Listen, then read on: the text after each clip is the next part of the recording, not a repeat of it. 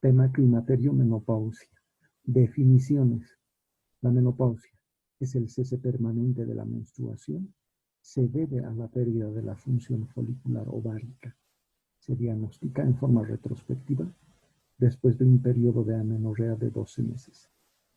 Climaterio es el proceso de envejecimiento durante la cual la mujer pasa de la edad reproductiva a la no reproductiva. Síndrome climatérico es el conjunto de signos y síntomas que anteceden y siguen a la menopausia como consecuencia del cese de la función ovárica.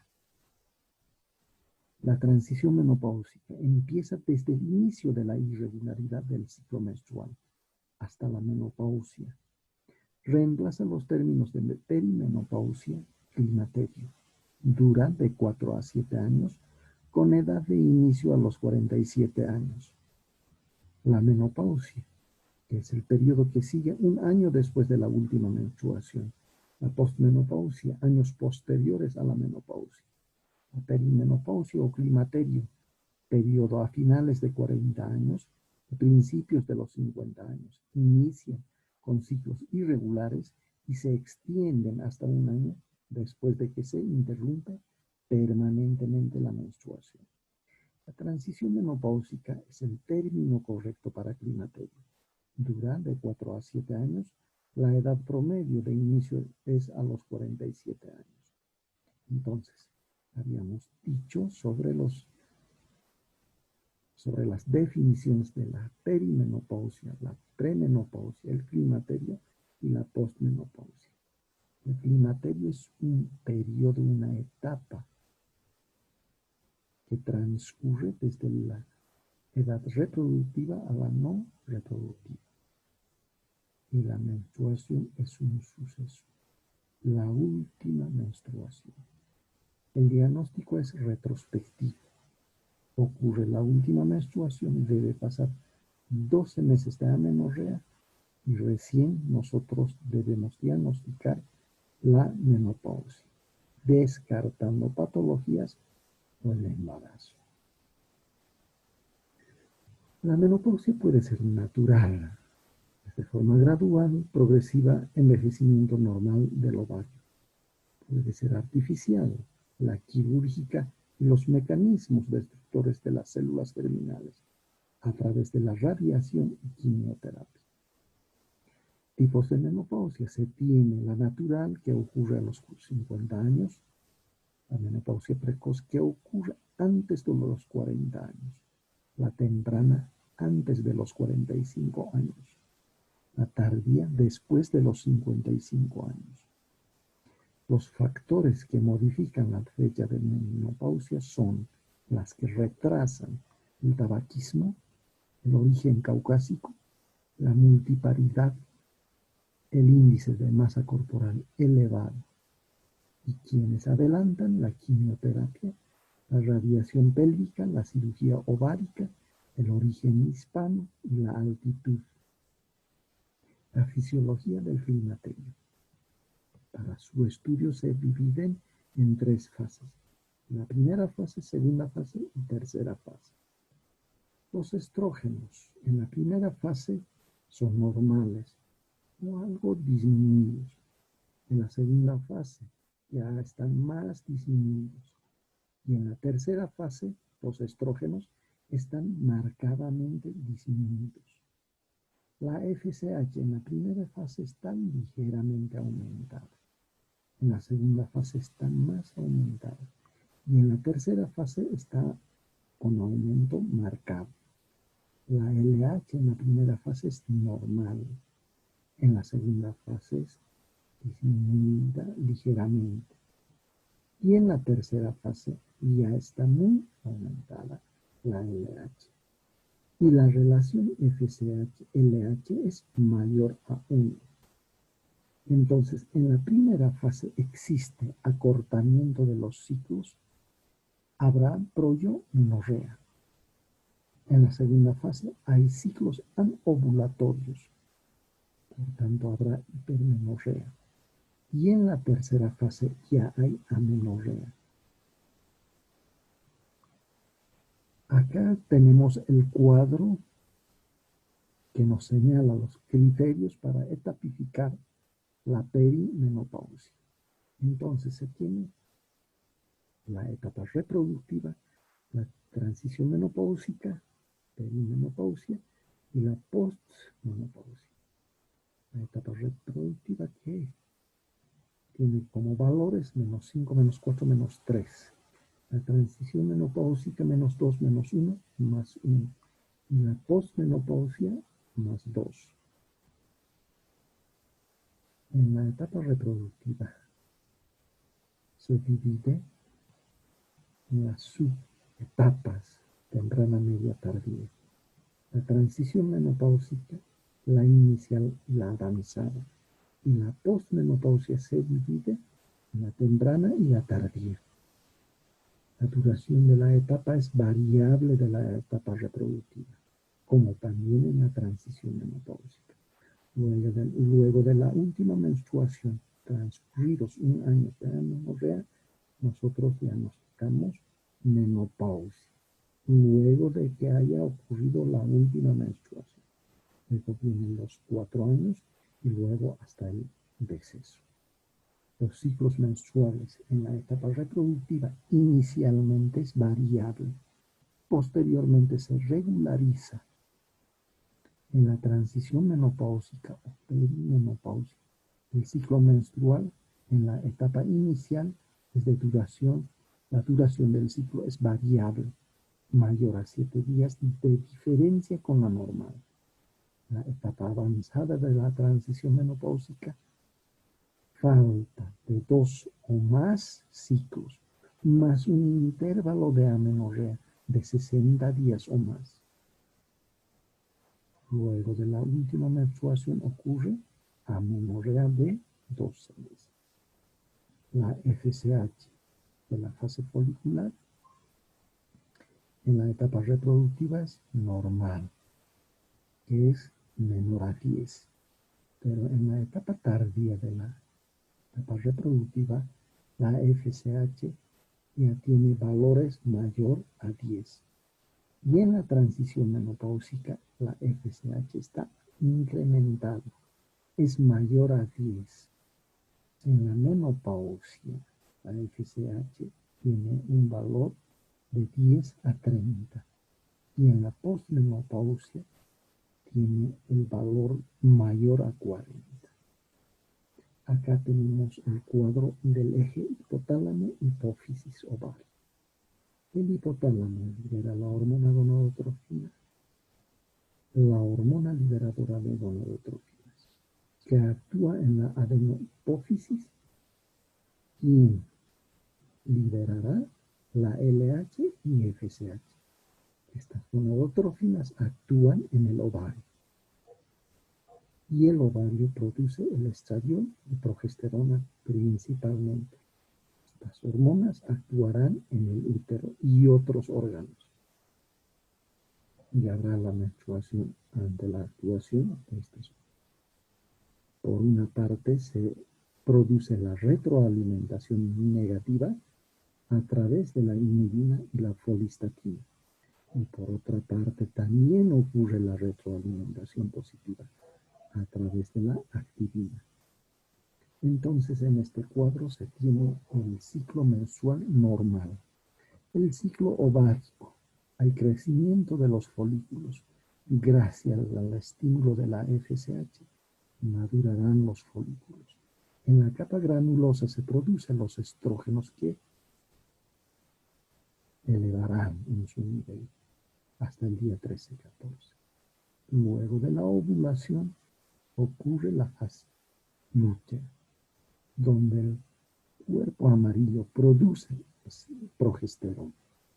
Por eso en la fase lútea, la progesterona se encuentra en más nivel que en la primera fase. Este cuerpo amarillo, luego de que no ocurra embarazo, se convertirá en cuerpo albícar. La temperatura en la fase folicular suele ser baja en relación a la fase lútea, que está elevada. Las hormonas hipofisiarias son la FSH, que actúa en los folículos, La otra es la LH, que ocurre el día 14 como promedio, el pico de la LH. Luego tenemos acá las hormonas ováricas, habíamos explicado el estrógeno y la progesterona, que se encuentra en más nivel en la fase 1. Luego tenemos el ciclo uterino, que es la menstruación, la fase proliferativa, la fase secretoria. Nuevamente la menstruación. Cuando el estrógeno sube de nivel el día 13, ocurre una retroalimentación negativa para la FSH para que ya no haya más producción. Y por otra parte hay una retroalimentación positiva para pico de la LH. Luego ocurre la ovulación. Entonces, el día 14, el nivel más alto, ocurre el nivel más alto de estrógeno. Luego ocurre el pico de la LH. Luego ocurre la ovulación. Se tiene otro cuadro que nos ilustra donde está el hipotálamo, la adenohipófisis y el ovario, que produce estrógenos y progesterona. La secreción de hormonas femeninas varía de forma cíclica. El ovario tiene folículo primario que pasará al folículo secundario.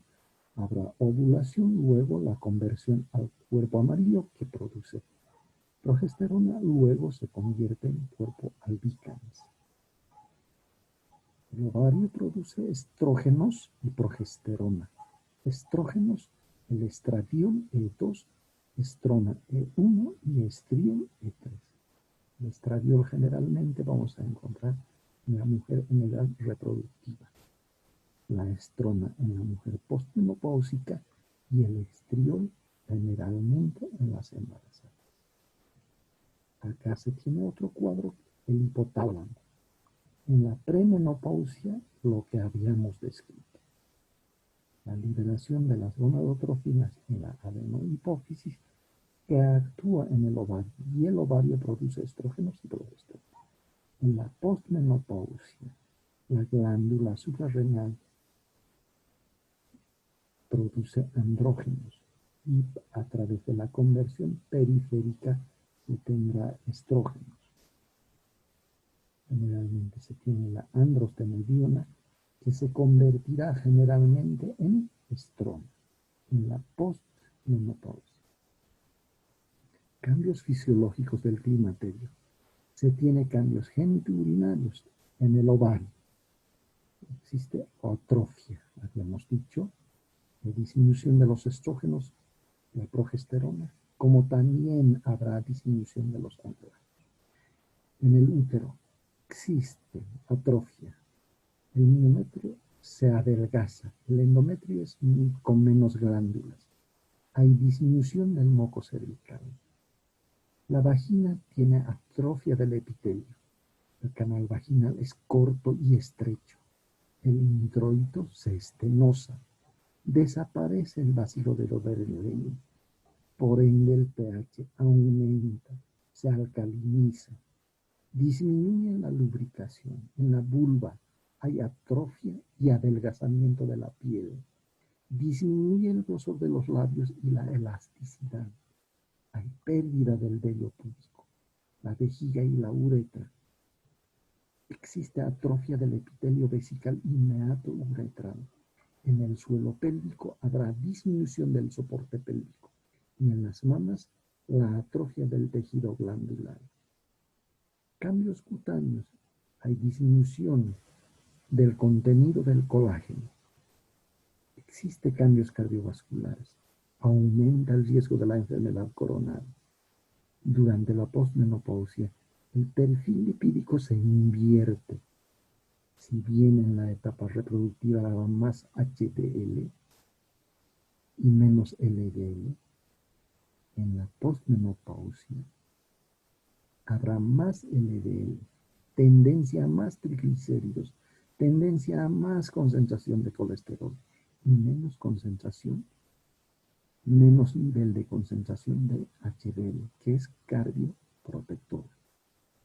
Cambios en el sistema osteoarticular. Existe pérdida de masa ósea. Hay deterioro de la microarquitectura del hueso. Cambios psíquicos. Hay trastornos del sueño. Siguiendo con los cambios, con los fenómenos que se producen en el climaterio, se tienen los cambios vasomotores y cardíacos. Existen bochornos, a veces escalofríos, sudoración, palidez, cefaleas, desmayo, fatiga, vértigo, hipertensión arterial, arritmias, palpitaciones, precordialgias, infartos. A nivel psíquico habrá somnolencia, insomnio, depresión, ansiedad, miedo a envejecer, nerviosismo, pérdida del deseo sexual, anorgasmia, dispareunia. A nivel de la menstruación, como habíamos dicho, ocurre en la última menstruación. Ocurridas 12 meses, diagnosticamos la menopausia. Y ocurre aproximadamente entre los 42 a 52 años, que varía inclusive en los países. Los fenómenos metabólicos, aumento del peso, la concentración de grasa más en el abdomen que en cadera en la etapa reproductiva.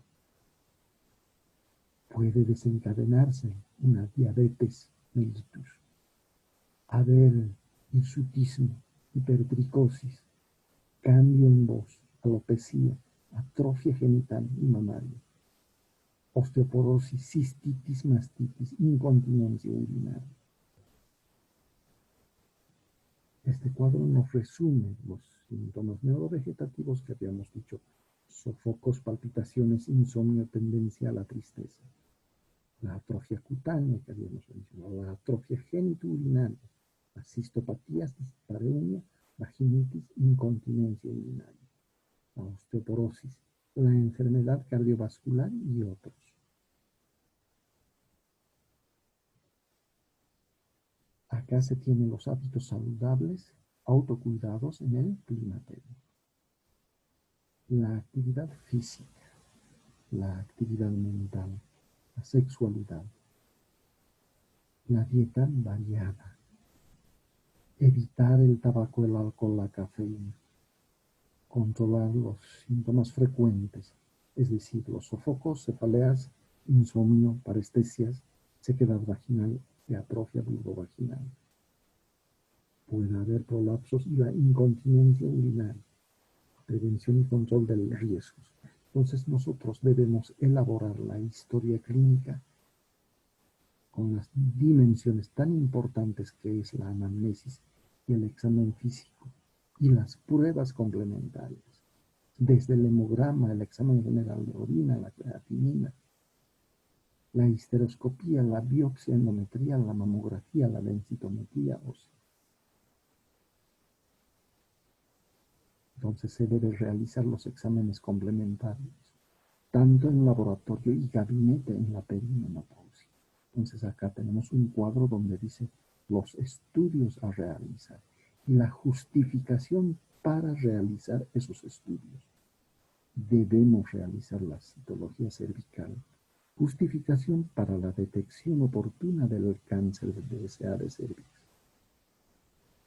Perfil de lípidos, la justificación para la detección oportuna del riesgo elevado de la enfermedad cardiovascular, además de poder evaluar la presencia del síndrome metabólico.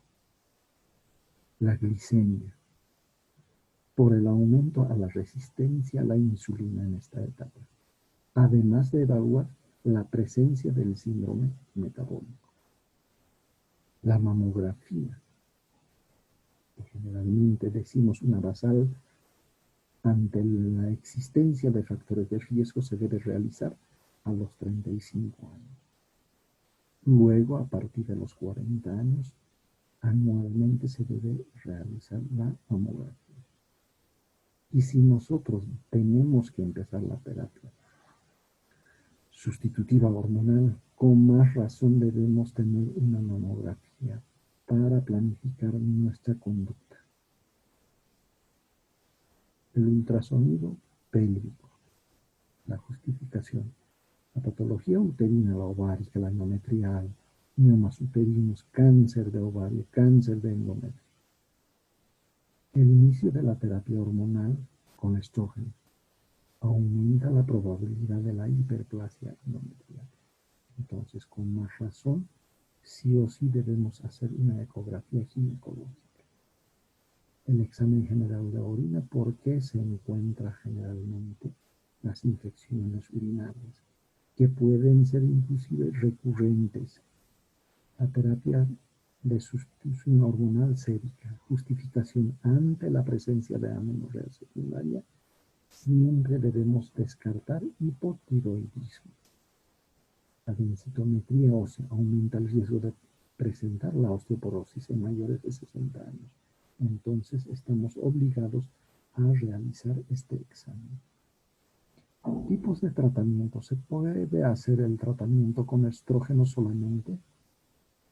Y también combinado el estrógeno y los gestágenos.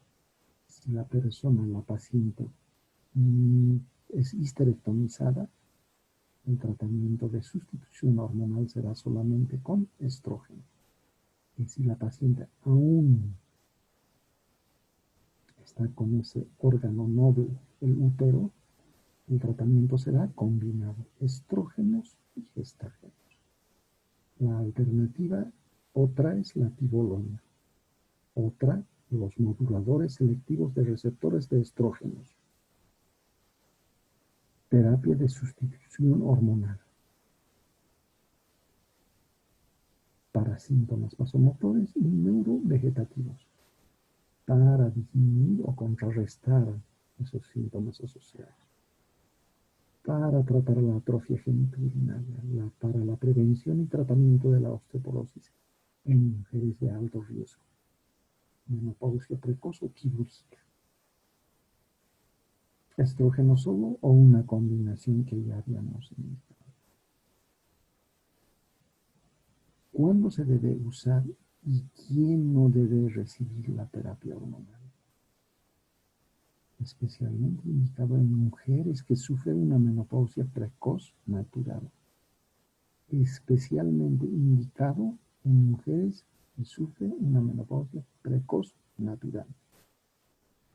Entonces, no debe recibir la terapia hormonal mujeres que creen que podrían estar embarazadas, problemas de sangrado vaginal o que han padecido cierto tipo de cánceres, sobre todo hormonodependientes, ¿verdad? Derrame cerebral o un ataque al corazón, sufre enfermedades hepáticas o coagulopatías. ¿Cómo se administran las hormonas? Se tiene en comprimidos, parches, inyectables, en aro vaginal, crema.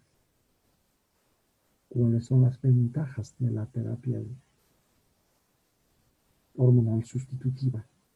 Reduce los síntomas, disminuyen la probabilidad de la descalcificación en los huesos, puede prevenir algunas enfermedades cardiovasculares. Y las desventajas que podemos encontrarnos son alteraciones en el sistema cardiovascular, la enfermedad tromboembólica. Aumenta el riesgo de padecer otras enfermedades como cáncer de endometrio y mama. ¿Cuándo está contraindicada la terapia de reemplazo hormonal o terapia hormonal sustitutiva? Las contraindicaciones. Cáncer hormonodependiente, cáncer de mama endometrio. En las enfermedades hepáticas graves no deben estar contraindicada la terapia hormonal sustitutiva. En el tromboembolismo venoso, en enfermedades de la piel como melanoma, el lupus eritematoso, en porfiria. Tratamiento de síntomas de menopausia. Tenemos medicamentos alternativos a la terapia sustitutiva hormonal, como ser los inhibidores selectivos de los receptores de serotonina, citalopram, paroxetina y otros.